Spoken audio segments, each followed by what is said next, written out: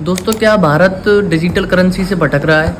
यानी क्या पीछे रह सकता है? ये बहुत बड़ा सवाल है क्योंकि जितने भी विकसित देश हैं, जैसे अमेरिका है, बहुत सारे देश हैं जो क्रिप्टो को एज ए डिजिटल करेंसी मतलब बाजार में चल रही है सीधी।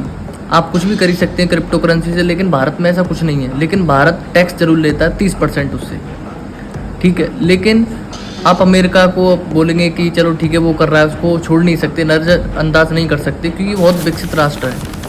एल सल्वाडोर ने तो अपनी करेंसी बना दी क्रिप्टो करेंसी, राष्ट्रीय जो करेंसी होती है वहाँ देश की, उसने अपनी करेंसी बना दी क्रिप्टो करेंसी। बहुत सारे ट्रेड हो रही हैं क्रिप्टो करेंसी, बहुत सारे जो बड़े बड़े लीडर हैं, ट्रम्प खुद ट्रेड रख रहा है पैसे क्रिप्टो करेंसी का, क्योंकि इसका जो रेट है अभी 1 करोड़ का, एक जो बिटकॉइन है उसकी वैल्यू है 1 करोड़ रुपये। यूएई में आप प्रॉपर्टी खरीद सकते हैं, कार खरीद सकते हैं, कुछ भी ले सकते हैं क्योंकि डिजिटल करेंसी वहाँ पे चल रही है।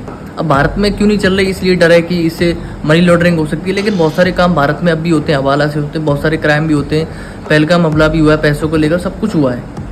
मेरा भी सोचना है ये, क्योंकि भारत खुद कन्फ्यूज है। मतलब टैक्स तो ले रहा है 30%। शुरू में देखो सबको दिक्कत होती है, जैसे एआई आया था उसमें भी दिक्कत थी कि हाँ कुछ नहीं है वैसे ही है, क्यों एआई ने इतना खतरनाक काम किया, जॉब खत्म कर दी। मोबाइल भी आया था, मोबाइल से कह रहे थे लोग बेरोजगार हो जाएंगे, कुछ नहीं है। लेकिन आज सबसे ज़्यादा यूज़ मोबाइल का ही हो रहा है।